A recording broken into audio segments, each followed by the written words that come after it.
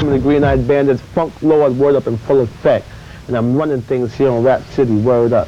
Peace, I'm going for the 9 track. Yo, check this out, man. Give it to me.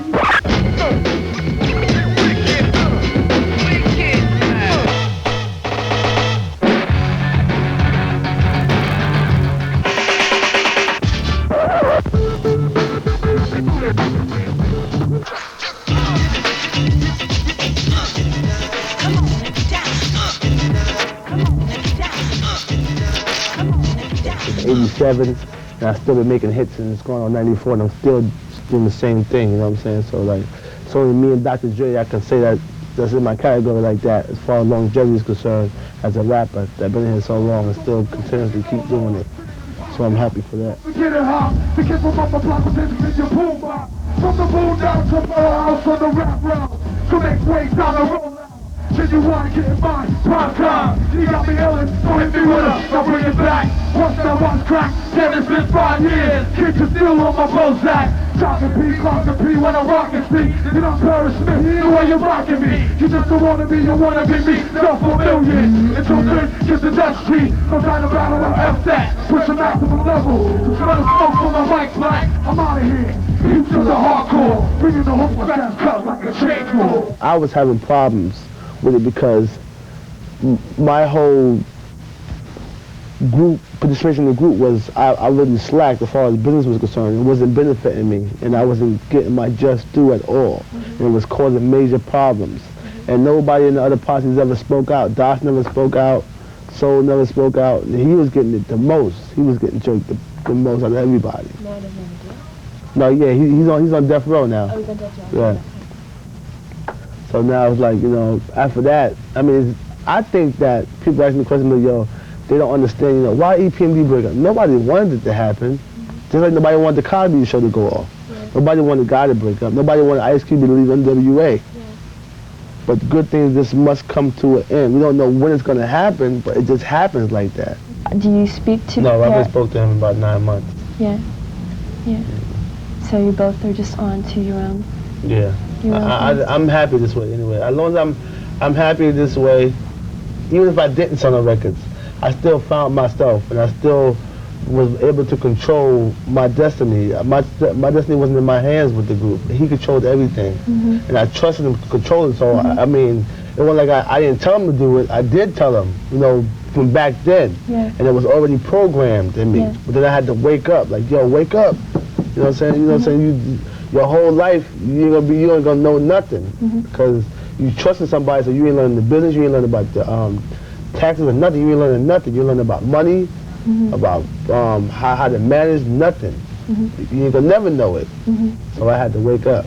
Was there at one point, one incident that made you go, wait? It's a whole bunch. Yeah. I used to get it off the street. My parents, my friends. Erick, something ain't right, man. Something ain't right. I was always behind. In interviews, I never talked. I was magazines, you never see me with no quotes, no nothing. I was always behind. Nobody knew what I did except Ron. They didn't know if I did production. They don't know if I was involved at that point.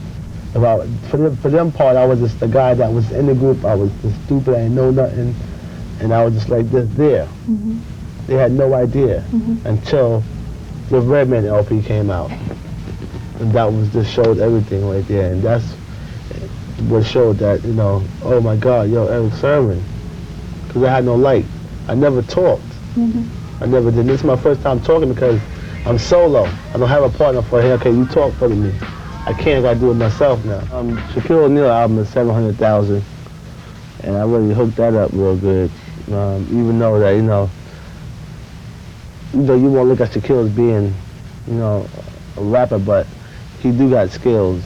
And it's at 700,000, so that's quote unquote. And plus Reebok is taking my record, and Pepsi's taking it. And plus, you know, I did Boss, Run DMC, Illegal, Redman, Erick Sermon, EPMD, Shades of Lingo, En Vogue, Queen Latifah, Freddie Jackson, Terry Riley. Keep going, though. There's a whole bunch more. And this is new stuff that ain't come out yet. That's coming out in the new year that you'll hear about. tell us, you said you were in the studio last night with Yeah, Heavy D. Heavy D last night. The record came out real good last night. And just finished up, so Heavy D's album is done. But, like, used to talk to Terry Riley all the time, be like, you know, just telling him, you know, like, what does he do to stay on top? He's like, you know, music is his life. And even if he has to produce a Menudo record, as long as he was involved and people accepted his sound, you know what I'm saying? I want to be like, to look back and be like, oh, you know what, man, I did that. Not the money purposes, just to be like the respect and just the credibility that I was involved of taking care of these artists and help their career boost to another level. That's without credibility. So, until you asked me how long I was going to be around, I say, well, how old is Quincy Jones? So if Quincy Jones is 50, well, I'm going to be to 50, you know? The music produces my life. That's what I like doing. I like to see people's expressions like, oh my God, yo, that stuff you did for so-and-so, yo, that's fat. Is my name, my spell, things to the clientele, yo, I rock well. I'm not an MC who talking all that junk about who can be who, sound like a song. I just get down and I go for mine, say check 1, 2. Some of the samples that you used are really traditional hip-hop kind of samples, but you keep going back to Zapp and James Brown. Zapp, I gotta go back. That's gonna be there every year. And as long as they understand that's my sound. When nobody understands, yo, Terry Riley, why is he a genius because he makes dope records, or he a genius because he used the same sounds in everybody's record, but he still gets gold and platinum hits. That's the whole difference. I call him a musical genius. It's like somebody tell me, yo, Erick Sermon's incredible because no matter what, I use that same sound, but it's mine. And when you get tired of putting in the jazz and the drum tempos, yeah, I want to hear, you know, Roger. I'm gonna put the Erick Sermon tape in because I know that's what I'm gonna hear. It's different, so that's what people enjoy. That, so that's what happens. So I keep my sound and it just keep working. I ain't gonna, you know what I'm saying, break something if it ain't broken. You know what I'm saying? I gotta, yo, that's my bread and butter. Then that's what I'm gonna keep using until the world tell me, okay, enough. But if they ain't gonna tell me enough, I'm gonna keep hitting it. There was a certain partnership in terms of production before, and now everything was up to you. It wasn't hard as far as my production skills because music is second nature to me as far as making beats. But at one point I was like, yo, Dad, I wonder how is the world gonna. I was more afraid was the world gonna accept me by myself. Can Erick Sermon rap a whole record by himself? Will we get tired of hearing him by himself or what? You know what I'm saying? But then after I did that Who's the Man soundtrack with hitting switches, that showed it all. That was the end of it then. And I was like, oh my God, you hit an Erick Sermon record? So from right there, it got my bass like, yo, boom. People were still like, okay, well, okay, he got lucky on that. But then when the album came up, it was over. No pressure. What is that? That was the whole thing. After I found myself, I just realized, yo, tag, you know what I'm saying? I'm just happy.